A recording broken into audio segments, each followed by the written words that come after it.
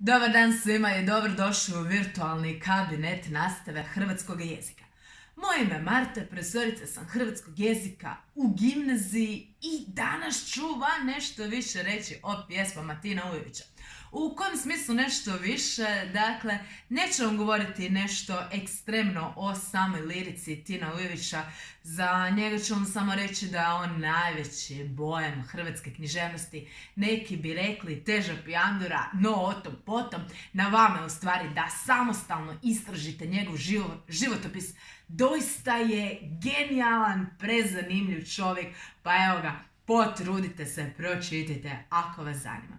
U stvari ću iskoristiti priliku kad sam se već izvukla iz pidžame da bih snimila prijašnju video lekciju i podijelit ću s vama same pjesme Tina Ujevića koje se u stvari obrađuju u čitankama, a za koje osobno smatram da su doista genijalne. Pa ispred mene se nalaze pjesme, pročitat ću vam ih, doista su genijalne. Bilo previše reći doista. Potom. Dakle, Tin Ujević. Prva pjesma koju ću podijeliti s vama je pjesma Svakidašnja jadikovka. Ovo je pjesma iz 1920. godine u kojoj, dakle, sam Tin Ujević jadikuje, kao što sama riječ kaže. Dakle, on se krikom u stvari buni protiv svijeta u kojemu jest. Pa, pročitat ću vam da shvatite o čemu se ovdje radi. Kaže, svakidašnja jadikovka. Kako je teško biti slab, kako je teško biti sam i biti star, a biti mlad. I biti slab i nemoćan i sam bez igdje ikoga i nemiran i očajan. I gaziti po cestama i biti gažen u blatu, bez sjaja zvijezde na nebu. Bez sjaja zvijezde udesa, što sijaše nad koljevkom sa dugama i varkama. O Bože, Bože, sjeti se svih obećanja blistavih što si ih meni zadao. O Bože, Bože, sjeti se i ljubavi i pobjede i lovora i darova. I znaj da sin tvoj putuje dolinom svijeta turobnom, po trnju i po kamenju.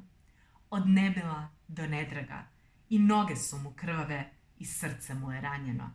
I kosti su mu umorne i duša mu je žalosna i on je sam i zapušten.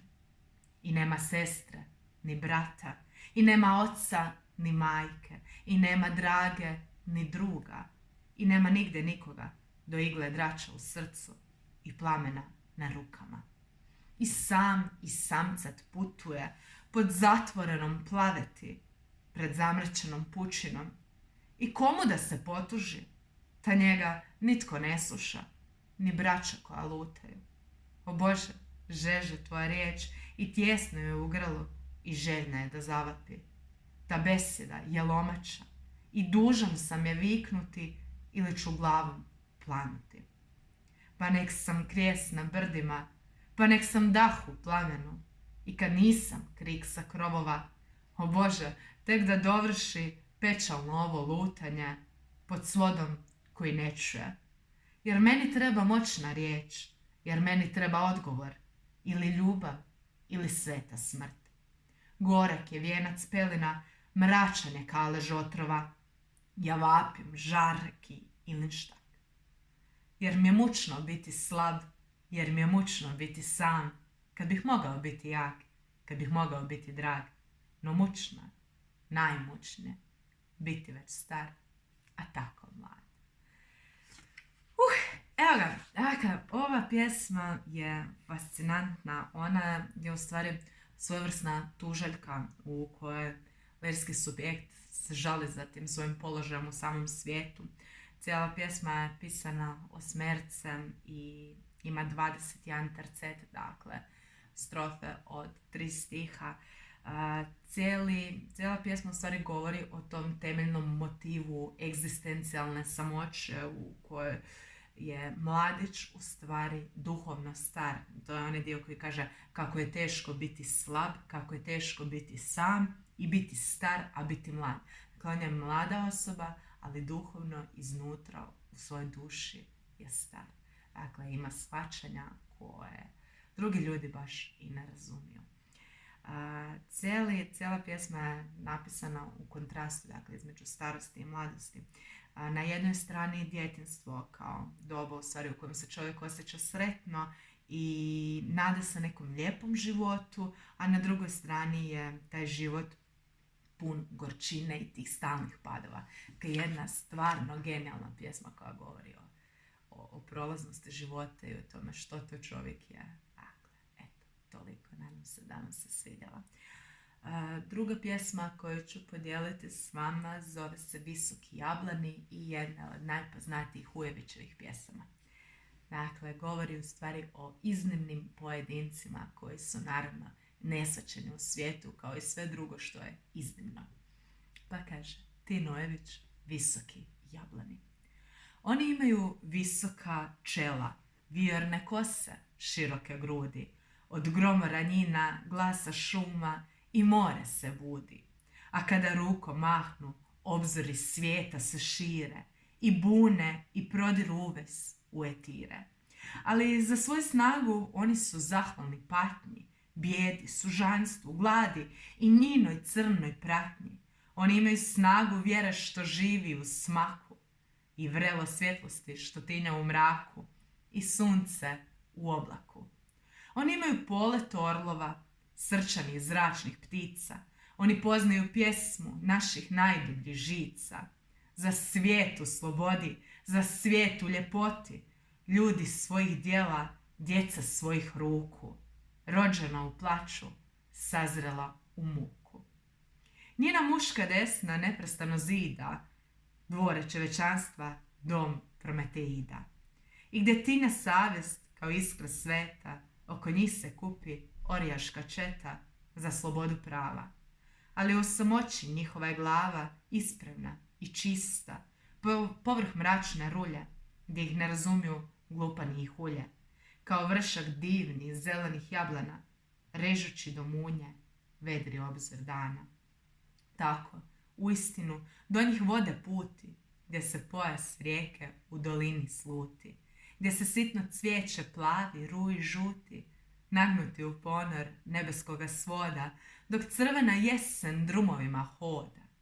Mi stupamo bijelim dolom u tišini, oni sami, gordi, dršću u visini. Muče žednu zjenu ili revnu opnu, što ne mogu da nas uvis popnu. Povrh njina vrška, gdje se pjesme gnjezde, samo vile lete ili bure jezde, a nad njima sunca, samo zvijezde. Dakle, motiv visokih jablana općenito simbolizira pojedince, kao što sam rekla, koje svijet u stvari ne razumije. Ujević u stvari ukazuje na te jablane koji su personificirani, koji imaju osobine samoga čovjeka. I oni u stvari simboliziraju sve pojedince koji žive u svijetu koji je u stvari pun nerazumijevanja. U ovom slučaju autori vrlo često govore o samim pjesnicima. Eto, toliko. S vama ću podijeliti još jednu pjesmu koja u stvari govori o samome zajedništvu. Pjesma je vrhunska, zove se Pobratinstvo lica u svemiru. Pa kaže, Tin Ujević, Pobratinstvo lica u svemiru. Ne boj se, nisi sam. Ima i drugih nego ti koji nepoznati od tebe žive tvojim životom. I ono sve što ti bije, ču i što sni, gori u njima istim žarom, ljepotom i čistotom. Ne gordi se, tvoje misli nisu samo tvoje, one u drugima žive. Mi smo svi prešli iste putove u mraku, mi smo svi jednako lutali u znaku traženja i svima jednako se dive. Sa svakim nešto dijeliš i više vas ste isti. I pamti da je tako od prastarih vremena i svi se ponavljamo i veliki i čisti, kao djeca što ne znaju još ni svojih imena. I snagu nam i grijehe drugi s nama dijele i sni su naši sami iz zajedničkog vrela. I hrana nam je duše iz naše opće zdjele i sebični je pečat jedan nasred čela. Stojimo čovjek protiv čovjeka u znanju da svi smo bolji, međusobni, svi skupa tmuša, a naša krv i porez svih u klanju opet je samo jedna historija duša. Strašno je ovo reći u uho oholosti, no vrlo srećno za očajničku sreću, da svi smo isti u zloči i radosti i da nam breme kobi počiva na pleću. Ja sam u nekom tamo neznancu i na zvijezdi daleko je raspreden, a ovdje u jednoj niti, u cvijetu ugaslom, razbit u svijetu što jezdi, pa kad ću ipak tamo u mojoj biti? Ja sam ipak ja, svojeglav i onda kad me nema. Ja sam šiljak s vrha žrtvovan u masi. Vas je ono, ja živim i umirem u svijema, ja bezimeno ustrajem u braći. Dakle, ovo je pjesma koja u stvari govori da čovjek nikada nije sam. Da sve ono što je čovjek jednom pomislio je prije njega pomislio već netko drugi. Sve ono što si ti napravio, prije tebe je pomislio i napravio već netko drugi. Sve ono što ti jesi, u stvari ti si ono što je netko drugi. Ali, ipak si ti zasebna jedinka koja se po nečemu razlikuje od drugih ljudi. Eto ga, dakle, jedna vrhunska pjesma ako znaš što tražiš u njoj. Toliko od mene, dakle nećemo dalje objašnjavati Ujevića. Na vama je da sami u stvari stvorite vlastite zaključke o ovom pjesniku, da vidite zašto je on bojem i zašto su njegove pjesme toliko važne za samu hrvatsku književnost. Toliko od mene. Ja sam Marta Narančić, magistar sam edukacije hrvatskog jezika i književnosti. Ovo je bio kanal Hrvatsko zemlje čudesa. Nemojte mi se zaboraviti pretplatiti na kanal. Eto, svima želim ugodan dan. Hakuna Matata, čao i bok.